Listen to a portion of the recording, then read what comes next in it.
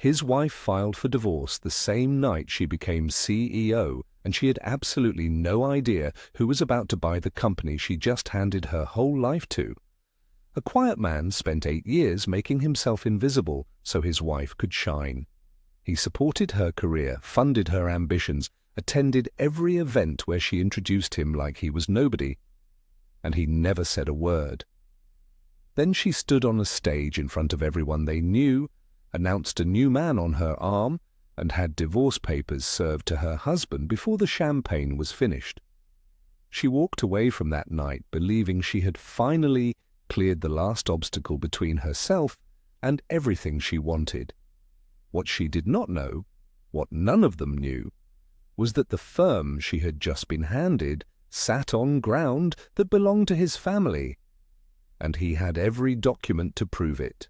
The question isn't whether she lost everything. The question is how a man this patient, this quiet, this completely underestimated, managed to buy the building while she was still inside it. If that sounds like the kind of story you came here for, hit that like button right now. It helps more people find this channel. And if you are new here, subscribe so you never miss what we put out. Before we go any further, drop your city in the comments. Where are you watching from today? We love seeing where our family is tuning in from around the world. Now let me take you back to where this all started, to a ballroom on the 14th floor of the Houston Galleria on the night a woman made the most expensive mistake of her life and called it a promotion. Marcus Webb had dressed carefully that evening. Not because he needed to impress anyone, not because he was nervous. He had pressed his charcoal suit himself that afternoon, the way his mother taught him, running the iron slow and even across the lapels while gospel radio played low in the background. He had shined his shoes. He had eaten a full meal before leaving the house, because he knew from experience that events like this one served food that looked better than it tasted, and he did not like being hungry in rooms where he had to be polite. He arrived at the Galleria Ballroom at 7:15, right on time. The room was already full. Hargrove Financial's annual gala drew the kind of Houston crowd that considered itself important, and most of them were right. Board members in custom suits, senior partners with cufflinks that caught the chandelier light, women in gowns that had been selected weeks in advance. Marcus moved through the room the way he always did at these events, quietly, nodding at the people he recognized, collecting a glass of water at the bar, finding a position near the back where he could see the stage clearly without being in anyone's way. He had attended 7 of these galas. He knew the rhythm. He was expecting Simona's name to be announced, expecting applause, expecting to watch his wife stand at that podium and receive the title she had worked toward for the better part of a decade. He had planned to be proud of her. That was genuinely what he had come to do. The ceremony started at 8. The board chairman, a silver-haired man named Whitfield, took the podium with the particular ease of someone who had never once doubted his right to occupy any room he entered. He spoke about Hargrove Financial's legacy. He spoke about 40 years of excellence. He spoke about the historic nature of what was about to happen. And then he said Simone's name, and the room filled with the kind of applause that meant something to the people giving it. Simone walked to the podium in a burgundy gown that Marcus had not seen before. She was radiant. That was the only honest word for it. She stood at that microphone, and she owned every square foot of that ballroom, and for one moment, just one, Marcus felt the pride he had come there to feel. Then she started talking. She thanked the board. She thanked her mentors. She spoke about vision and legacy and the future of the firm. And then she paused, the way people pause when they are about to say something they have rehearsed. And she looked out into the audience and said she wanted to acknowledge the person who had stood beside her through the most important chapter of her professional life. Marcus straightened slightly. Damon Okafor walked from the left side of the room and joined her at the podium. He was tall, well-dressed, the kind of handsome that photographed well. He put his hand on the small of Simone's back with the easy confidence of a man who had done it 100 times. Simone smiled at him, not the performance smile she used for rooms, but the real one, the private one. And then she said his name into the microphone like an announcement. The applause that followed was uncertain, confused. Several people near Marcus turned to look at him. He did not move. He was still holding his glass of water. He kept his face arranged into something neutral and looked at the stage and breathed the way his grandmother had once told him to breathe when something tried to knock him down. Slow, from the bottom, like you are filling a jar from the floor up. It was the man in the grey suit who found him first. He introduced himself as counsel for Simone Webb, offered a business card, and placed a sealed envelope in Marcus's hand with the efficiency of someone performing a task rather than delivering news. Marcus looked at the envelope. He looked at the man.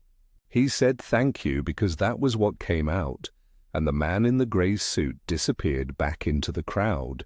Marcus set his water glass on the nearest table. He walked to the coat check, collected his overcoat, and thanked the young woman behind the counter by name. Her name tag said Brianna, because she had remembered his ticket without him having to present it, and that was the kind of thing that deserved acknowledgement. He was almost at the exit when the silent auction table stopped him. He did not plan to stop.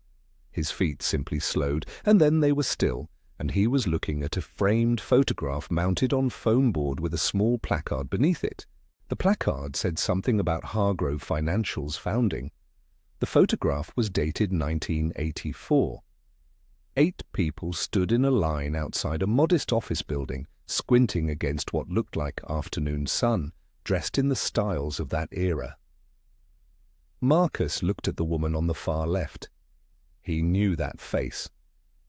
He could not place it. Not immediately, not standing there in a ballroom with divorce papers in his coat pocket and the sound of his wife's gala still behind him. But he knew it the way you know a song you haven't heard since childhood. Not by name, but by the feeling it produced somewhere behind your sternum. He stood there for 3 seconds. Then he walked to the parking garage, found his car, sat down, and placed the sealed envelope on the passenger seat. He did not open it.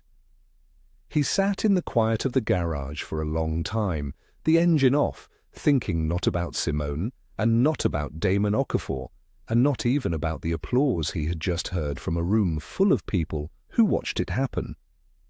He was thinking about the woman in the photograph. The morning after the gala, Marcus woke at 5:30 the same way he always did. He made coffee. He sat at the kitchen table in the house he had helped pay for, and he opened the sealed envelope and he read every page of the divorce filing with the same methodical attention he gave to property contracts. When he was finished, he set the papers down, drank the rest of his coffee, and went to work. That was Marcus Webb. He had been that way for as long as anyone who knew him could remember. Steady, unhurried, unbothered by the kind of noise that sent other men sideways. His mother Gloria called it his grandfather's temperament.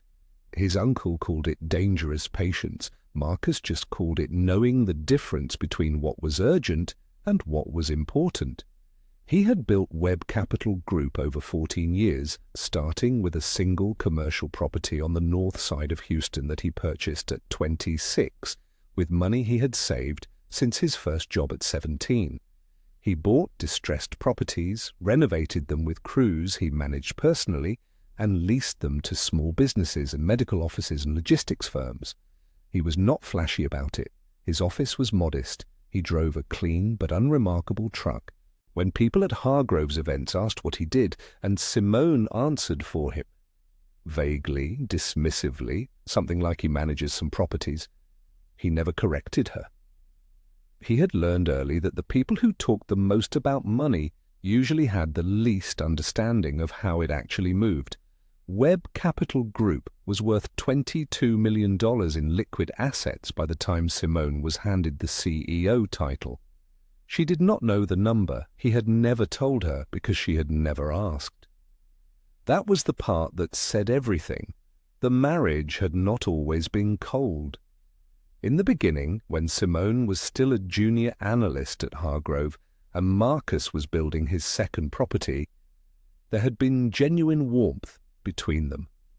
Sunday mornings with the gospel station on low and eggs on the stove, long conversations on the back porch about where they were going. Marcus believed in her completely in those years, and his belief was not passive. He subsidized her MBA program at Rice entirely, covered their mortgage alone for 2 years, managed every domestic detail so that she could focus without distraction. She finished the degree, she got promoted, and somewhere in the ascent, Marcus became part of the furniture. It happened gradually, then all at once. First, she stopped asking about his work. Then she stopped mentioning it. Then she began actively avoiding the subject in company because Marcus's work, commercial real estate, tenants, square footage, did not carry the same weight as investment banking and mergers and the kind of language that sounded impressive at dinner parties in River Oaks. He remembered the dinner party clearly. 2 years before the gala at a colleague's home in Memorial. Someone had asked, between the salad and the main course, what Marcus did for work. Before he could answer, Simone had said, with a light smile that she used like a lid on a pot, that Marcus kept himself busy. The table moved on. Marcus looked down at his plate and ate his food and said nothing. Not because he had nothing to say, because he was patient. Damon Okafor had entered Simone's orbit 18 months before the gala, when he was promoted to senior vice president at Hargrove. He was the kind of man who wore his ambition on the outside, smooth, articulate, always positioned one conversation away from the next opportunity. He and Simone shared the same hunger, the same vocabulary, the same belief that the next title was the most important one.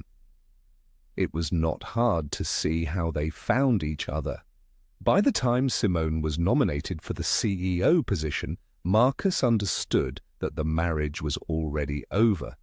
He had understood it for some time. But there is a difference between knowing something and having it confirmed in a ballroom in front of 200 people, and the difference lives somewhere in the chest. Simone filed the divorce paperwork the same week the board finalized her appointment.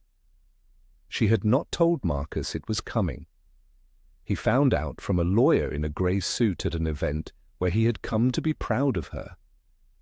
That was the timeline she had chosen, not out of necessity, but out of convenience. The marriage had served its purpose. She had outgrown the arrangement, as she would later tell a friend. Marcus was part of the previous chapter, and Simone did not believe in carrying old chapters into new ones. She was not a cruel woman in the way that people imagine cruelty. She did not shout, she did not demean, she did not make scenes. Her particular brand of cruelty was architectural. She simply designed a life in which Marcus had no square footage, and then acted surprised when he noticed. The filing cited irreconcilable differences. Marcus signed where he was asked to sign, retained his own counsel, and moved into a clean, modest apartment in Midtown the following week. He took his clothes, his tools, his grandfather's watch, and a few boxes of papers that he kept in the second bedroom. He did not ask for anything. He was thinking about the woman in the photograph. Marcus drove to his mother's house on a Sunday morning.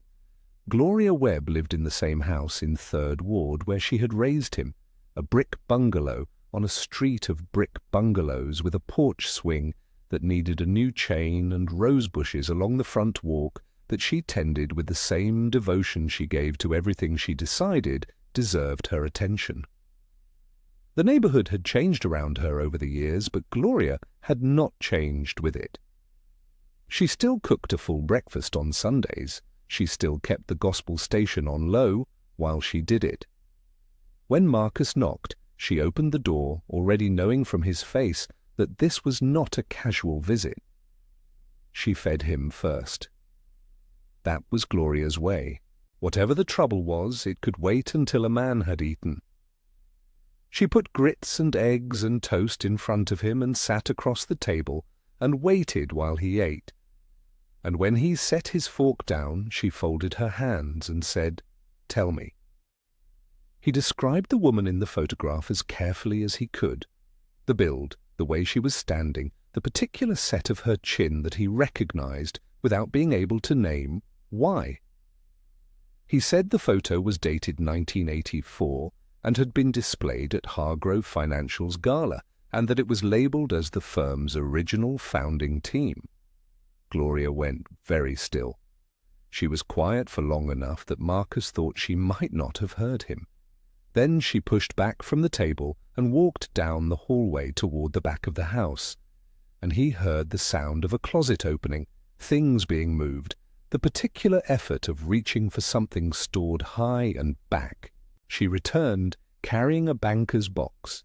It was old, the cardboard soft at the corners, the lid sitting slightly crooked from years of being stacked under other things. She set it on the table between them and pressed her lips together in the way she did when she was holding something back. And then she lifted the lid. The first document on top was a shareholder agreement. The letterhead read Hargrove Financial Partners, established 1984. 3 names were listed as founding partners. The third name, typed in the same font as the others, with no distinction or ceremony, was Odessa Marie Webb. Marcus read it twice. Gloria told him the whole story then.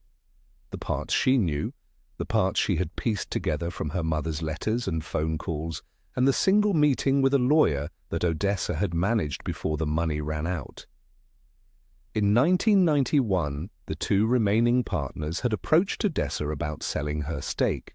They had presented a valuation of the firm that was significantly lower than its actual worth. Odessa had been 61 years old, widowed 2 years prior, and without the financial resources to sustain a legal challenge against men who had both the money and the patience to outlast her. She had signed the agreement. She had received a check for what they told her was fair. It was not fair. Later accounting would show the share value had been understated by $2.3 million. She tried to fight it once, Gloria said, got as far as one meeting with an attorney downtown. Then the estimate came back for what it would cost to take it to court, and that was the end of it. Marcus sat with that for a moment. He looked down at the box. Beneath the shareholder agreement were letters, correspondence from the 1991 transaction, internal valuations, and a copy of the original buyout terms, and near the bottom, paper-clipped to a document he did not immediately recognize, was a single page that Raymond Achebe would later describe as the most important piece of paper in the entire box. It was an addendum to the original shareholder agreement, signed by all 3 founding partners in 1984. It contained a clawback clause, 1 paragraph, plainly written, stating that if material misrepresentation was demonstrated in any subsequent transfer of founding partner equity, the founding family line retained the right to file a derivative claim against the firm's successor ownership. 7 years later, they had committed exactly that misrepresentation, and Odessa Webb's family had kept every document. Marcus called Raymond Achebe from the car. Achebe was 55 years old, a former SEC litigator who had built one of the more quietly formidable corporate law practices in Houston. He had handled 2 of Webb Capital Group's acquisitions in the past 4 years and understood Marcus's financial position with precision. Marcus told him he needed an emergency appointment. Achebe said, Monday morning, 8 o'clock, bring everything. Marcus arrived with the box. Achebe read for 40 minutes without speaking. When he finished, he took off his glasses, set them on the desk, and told Marcus 3 things in the unhurried sequence of a man who chose his words the way a surgeon chose instruments. First, the clawback clause was enforceable. Second, the pending merger between Hargrove Financial and Crestline Partners made the timing urgent. A derivative claim filed now would freeze the transaction in place and trigger mandatory ownership disclosure. Third, and this was the part that landed like a stone dropped into still water, Webb Capital Group's current liquidity position meant that Marcus was not limited to a legal claim. He could buy the firm. Achebe set a single sheet of paper on the desk and said there were 2 ways to proceed. They could file the derivative claim, negotiate a settlement, take a payout, and walk away. Or they could file the claim, let the merger collapse, let the valuation fall, and when the board opened a sale process in a panic, and they would open a sale process, Webb Capital Group could table the only clean, fully financed offer on the table. He looked at Marcus and waited. Marcus did not look at the paper. He looked at Achebe and said, "We go all the way." Achebe gave Marcus 2 weeks to think about it. Marcus used 4 days. He spent those 4 days the way he spent every important decision, not talking about it, not agonizing over it, but working. He went into the Webb Capital Group office each morning, reviewed his properties, returned his calls, and let the thing settle in him the way sediment settles in still water. By Thursday he knew what he already knew on Monday. He called Achebe and said he was ready to move. They met on a Friday morning at Achebe's office on Louisiana Street, downtown Houston, 22 floors up, with a view of the city that Achebe never seemed to notice because he was always looking at documents. Marcus sat across from him with a legal pad he did not write on. He had never been a man who needed to take notes on things he intended to remember. Achebe laid out the sequence with the precision of someone who had run this kind of play before. First, a derivative claim filed in Harris County District Court, citing the 1991 misrepresentation and the enforceability of the clawback clause. Simultaneously, a motion to freeze the pending merger between Hargrove Financial and Crestline Partners, filed on the grounds that the transaction could not legally proceed while a founding ownership dispute remained unresolved. These 2 moves together would hit Hargrove's board like a pair of charges set off in sequence. The first would create the crack, and the second would open it wide. Second, they would wait. Achebe explained what waiting would produce. Crestline Partners, facing a frozen transaction and the legal uncertainty of a contested ownership history, would invoke the material dispute clause in their merger agreement. They would withdraw. Hargrove would absorb the sunk costs. Achebe estimated $4 to $5 million, and the firm's valuation, which had been inflated by merger speculation, would contract sharply. The board would panic. Boards always panicked when the number dropped and the deal disappeared in the same week. Third, when the board opened a formal sale process, and they would because they would have no other clean exit, Webb Capital Group would table an acquisition offer, $47 million, fully financed, legally unencumbered, the only serious bid on a firm that 6 weeks earlier had been valued at $180 million. Marcus listened to all of it without interrupting. Then he said one thing: his name stays out of every public filing until the acquisition closes. Achebe nodded. Every motion, every claim, every document filed with the court would list Webb Capital Group and Achebe Law as the principals. Marcus Webb, individual, would appear nowhere. The board would be negotiating with a corporate entity. Simone would be watching her firm collapse at the hands of a buyer she could not identify. She would not know until the paperwork was signed. That was not cruelty. That was precision. The plan only worked if the element of surprise was preserved all the way to the end. There was one more detail. Marcus told Achebe about the photograph from the silent auction, the 1984 founding image, the one that had stopped him at the exit door on the worst night of his life. He had looked up the auction records the previous week and confirmed the lot had not sold. He wanted it pulled from the auction house and purchased quietly. Achebe raised an eyebrow but did not ask why. He made a note. Marcus told him why anyway. He said it belonged to his family. He said he intended to put it back where it belonged.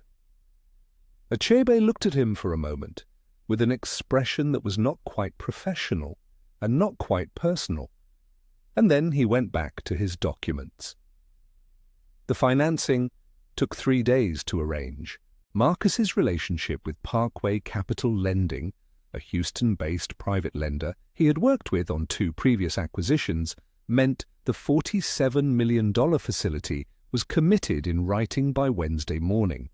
The terms were clean, the rate was manageable, and the commitment letter was signed under Webb Capital Group's name without Marcus's personal signature appearing anywhere on the face page. The derivative claim and the merger freeze motion were filed with Harris County District Court on a Thursday afternoon at 4:45. Marcus was back at his desk on the north side of Houston by 5:30, reviewing lease renewals on a medical office building in Katy. His assistant brought him coffee without being asked and left without saying anything, because she had worked for him long enough to know that when Marcus was quiet, the quiet was working. On Friday morning, Achebe called. The court had accepted the filing. The merger freeze motion was active.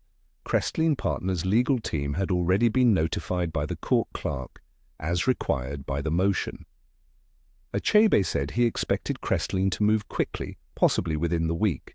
He said Hargrove's outside counsel would file a response, but that the response would take time to prepare, and time was the one thing the merger could not afford to lose.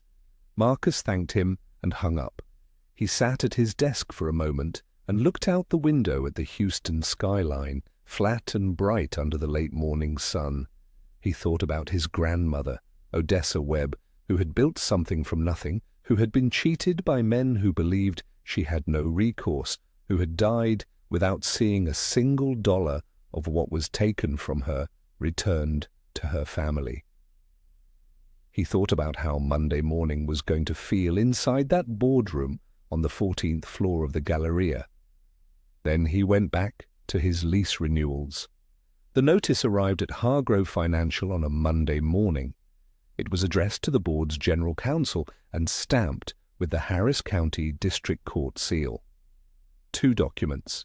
The first was the derivative claim citing the 1991 misrepresentation and the founding shareholder agreement. The second was the merger freeze motion, filed simultaneously, effective immediately upon court acceptance. The board convened an emergency session by noon. Nobody ate lunch. By 2 o'clock, Hargrove's outside counsel, a firm out of downtown Dallas that the board had retained for the merger, was on a conference call telling them what they already feared. The claim was facially valid. The clawback clause was real. The freeze motion had teeth. They needed to respond, and the response was going to take time they did not have. Time was the one thing the merger could not afford. In Dallas, Crestline Partners' legal team had received notification of the freeze motion the same morning. They read it once, conferred for 90 minutes, and invoked the material dispute clause in the merger agreement before the close of business that same day. Their withdrawal letter was 4 paragraphs. It was polite, professional, and absolute. The $180 million merger was dead. Hargrove absorbed $4.7 million in sunk deal costs in a single week. Advisory fees, due diligence expenses, legal preparation, travel, all of it gone with no transaction to show for it. The board held a second emergency session. The mood in that room, by every account that leaked out afterward, was somewhere between disbelief and fury. Simone sat at the head of that table and felt the walls beginning to close. Week 2 brought the newspaper. The Houston Business Journal ran the story on a Wednesday morning, front page, above the fold, under the headline, Hargrove Financial's Founding History Under Legal Scrutiny. The reporter had done the work. Odessa Webb's name appeared in the 3rd paragraph. The clawback clause was explained clearly. The 1991 buyout undervaluation was described as alleged, but the documents cited were specific. By Friday, 3 of Hargrove's competitors had forwarded the article to the same clients. That same week, Simone was deposed. She sat in a conference room in Achebe's office building with her own counsel beside her and answered questions for 4 hours about the due diligence certification she had signed. Every question was precise. Every answer she gave was careful. But the certification existed, her signature was on it, and the 1991 transaction she had personally vouched for as clean and uncontested was now the subject of a court filing with documentary evidence attached. Her personal legal exposure was undeniable. Her counsel told her afterward in the elevator that they needed to talk about her options. Week 3. Damon Okafor arrived at Hargrove Financial on a Tuesday morning and was escorted to a meeting with the board's outside counsel and the firm's head of human resources. He emerged 40 minutes later on administrative leave pending an internal investigation into the due diligence certification process. His access badge was deactivated before he reached the parking structure. He called Simone from his car. She did not answer. The relationship that had replaced a marriage was now a legal liability.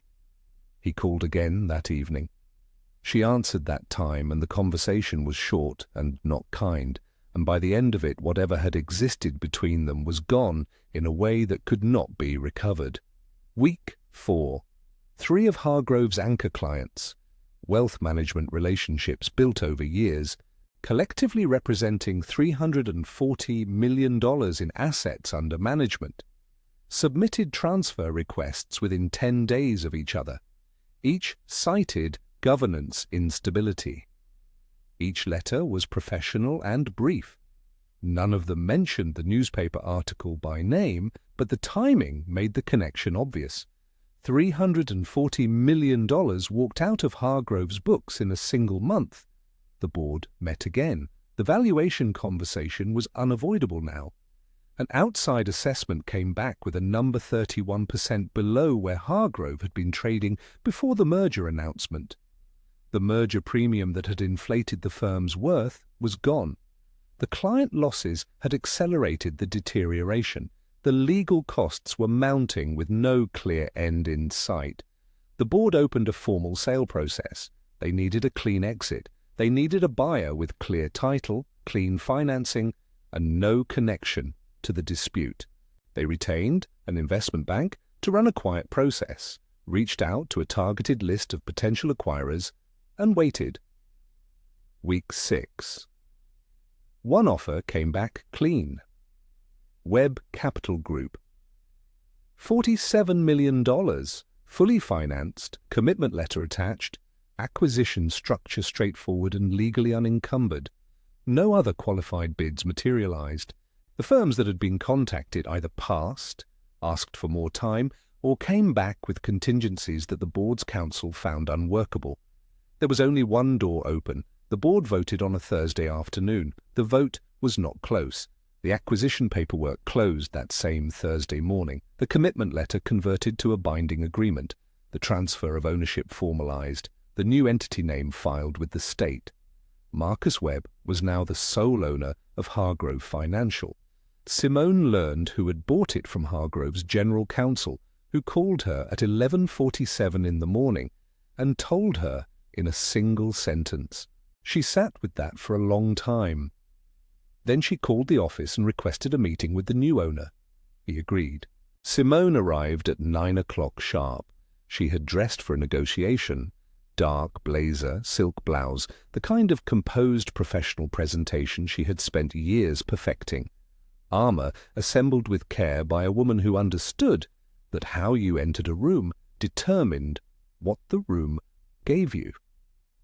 She stepped off the elevator onto the 14th floor with her portfolio under her arm and the quiet confidence of someone who still believed, even now, that she could control the outcome of this meeting through sheer force of preparation. The receptionist directed her to the executive conference room without making eye contact. Simone pushed open the door. Marcus was already seated at the head of the table, not at the side, not in the middle, at the head. The chair that had been hers, in the room that had been hers, in the building that now belonged to him. Achebe sat to his right, a legal pad in front of him, a pen in his hand, saying nothing. Marcus was not looking at the door when she entered. He was looking at the table, calm and unhurried, the way a man looks when he has already decided everything that is about to happen. He did not stand. He gestured to the chair across from him. Simone sat. She set her portfolio on the table and opened her mouth to begin whatever she had prepared. Marcus slid a document across the table before she could say a word. It was the original shareholder agreement. The 1984 document from the banker's box in Gloria's closet. He slid it across, slowly, deliberately, and then he folded his hands and waited. Simone looked down at the document. Her eyes moved across the top of the first page. She saw the letterhead. She saw the date. She saw the 3 names listed as founding partners of Hargrove Financial. She saw Odessa Marie Webb. The silence in that room lasted a long time. Marcus let it last. He did not fill it. He did not explain or prompt or soften what was sitting on the table between them. He simply waited for her to finish reading, the same way he had waited for 8 years at dinners and galas and dinner parties, where she reduced him to a man who keeps himself busy. Then he began to speak. His voice was level. Not cold, not warm. Precise, like a man reading coordinates. He told her about Odessa Webb. He told her that his grandmother had been one of the 3 people who built Hargrove Financial from nothing, who had sat in rooms with those men and done the work and put her name on the agreement and believed that the agreement would protect her. He told her what happened in 1991. The deliberate undervaluation, the $2.3 million in stolen equity, the clawback clause that Odessa's own signature had secured, and that the men who cheated her had apparently never read carefully enough to fear.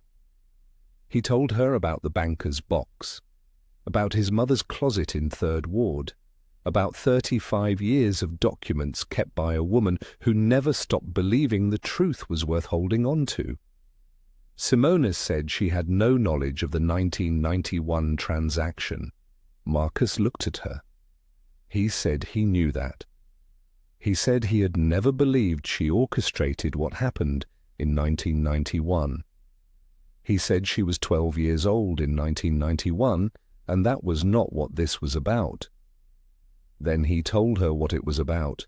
He said that 2 years ago, as part of the merger preparation with Crestline Partners, she had signed a due diligence certification attesting that Hargrove Financial's ownership history was clean, uncontested, and free of any founding-era disputes.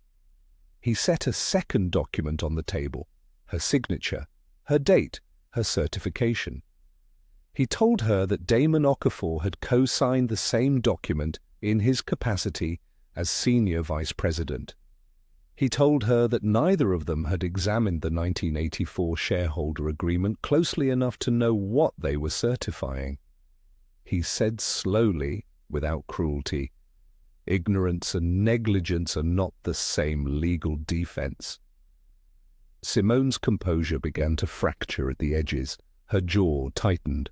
Her hands moved on top of the portfolio and then stopped. She asked what this meant for Damon. Marcus told her that Damon's administrative leave would become termination, effective the following day, that his personal liability on the certification was unresolvable, that the SEC inquiry that had been opened into Hargrove's due diligence practices would proceed regardless of what happened in this room. Then he looked at her directly, and he said the thing he had come to say. He said, "You spent 8 years treating me like I was lucky to be in your orbit, Simone.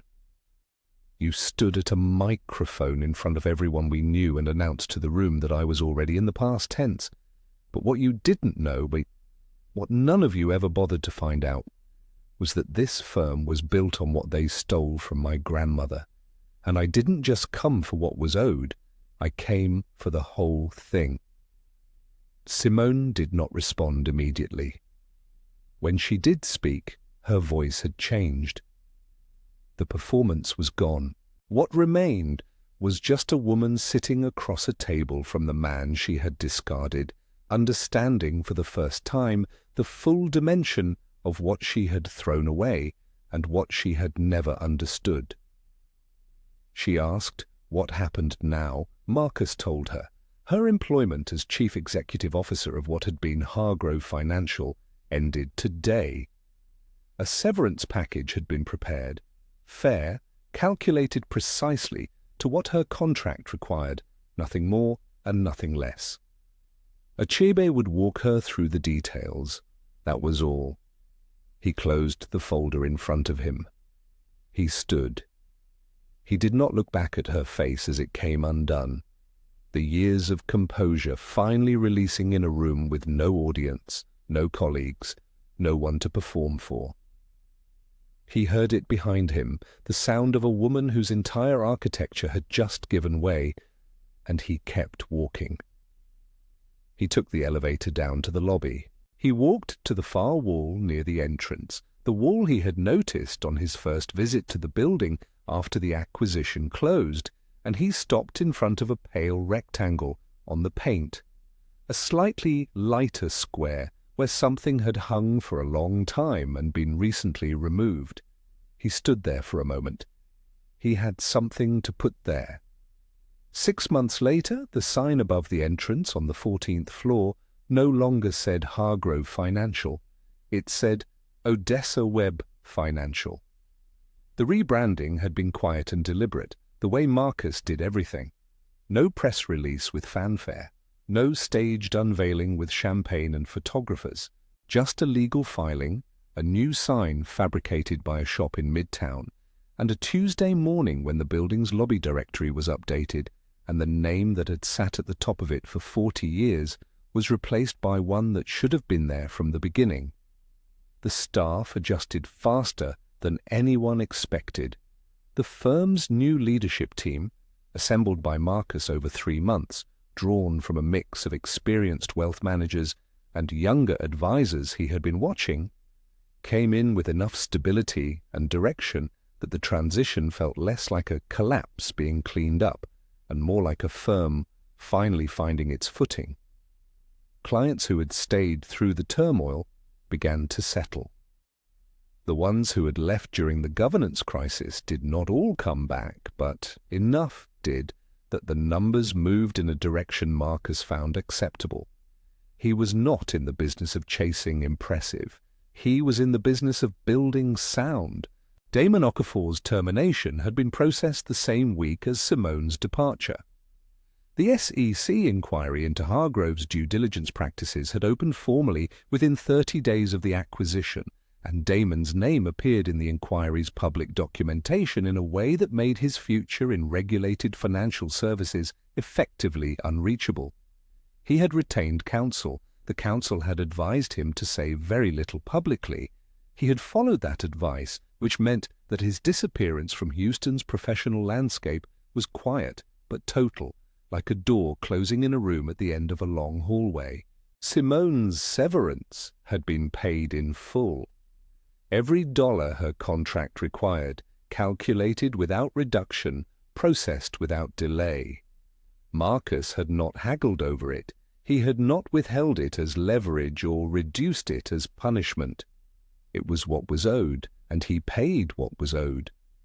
She relocated to Dallas within 6 weeks of her last day, and Houston's business community, which had briefly treated her story as a scandal to dissect, moved on to other things, the way it always did.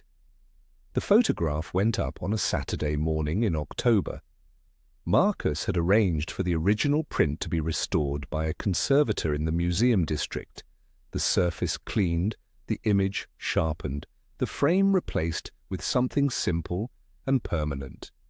A new placard was mounted beneath it, replacing the generic institutional caption that had previously described the image as Hargrove Financial Founding Leadership, 1984.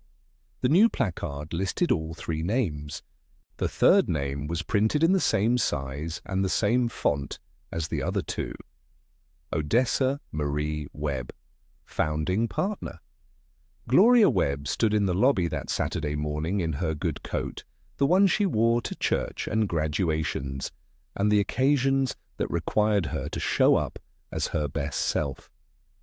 She looked at the photograph for a long time without speaking. Marcus stood beside her and did not say anything either, because there was nothing that needed to be said that the photograph was not already saying. Gloria reached up and touched the frame at the corner, just once, just briefly, and then she straightened and told Marcus his grandmother would have had something to say about all of this. Marcus said he imagined she would have. Gloria said she would have said it was about time. The Odessa Webb First Generation Wealth Fellowship was announced the following month. 5 recipients annually, each receiving full funding for a graduate-level finance or business program, with a preference for applicants who were the first in their families to work in wealth management. The announcement ran in the Houston Business Journal, which was the same publication that had broken the story of the derivative claim and the collapsed merger 6 months earlier. The symmetry was not lost on anyone who had been paying attention. Marcus gave one interview about the firm's direction. He answered questions about strategy, about the fellowship, about the rebranding. When the reporter asked about the personal dimensions of the acquisition, the divorce, the gala, the public nature of what had happened, Marcus said he preferred to let the work speak for itself. The reporter pressed once. Marcus waited a beat and then moved to a different topic, and the reporter, recognizing that the door was closed, followed him there. It was around that time that he met Celeste. A mutual friend at church had introduced them after a Sunday service, the kind of easy introduction that happens when 2 people are simply in the same room at the same time, and someone thinks they might enjoy knowing each other. Celeste Drummond taught music at a high school in Acres Homes and had opinions about things that had nothing to do with mergers or valuations or who sat at the head of which table. She asked Marcus questions that assumed he was interesting rather than useful, and she laughed without calculating whether it was appropriate, and Marcus found, without entirely meaning to, that he was looking forward to the next time he would see her. He did not rush it. He was, for the first time in longer than he could clearly remember, genuinely unhurried. Some mornings he sat at his desk at Odessa Webb Financial and looked out at the Houston skyline and thought about what it had taken to get to this room. The years of silence, the patience that people had mistaken for weakness, the photograph on a gala auction table that had stopped his feet at exactly the right moment. He thought about his grandmother, who had built something and had it taken and had kept every document anyway, as if she always believed that one day it would matter. It mattered. Some people confuse your patience for weakness. They spend years building their empire on ground they never bothered to investigate, convinced that what they cannot see does not exist. But the truth has a way of surfacing, and when it does not arrive asking for a conversation. It arrives with documents. It arrives with a name on the first page. It arrives at the head of the table. And when it transfers the deed, it transfers it completely. Now, what would you have done in Marcus Webb's position? Would you have taken the settlement and walked away, or would you have gone all the way he did? Drop your answer in the comments. This community always has something worth saying, and we read every single one. If this story moved you, hit that like button one more time before you go. It takes 1 second, and it means everything to this channel. And if you are not subscribed yet, do it now, because we have more stories coming, and you do not want to be the last one to hear them. We will see you in the next one.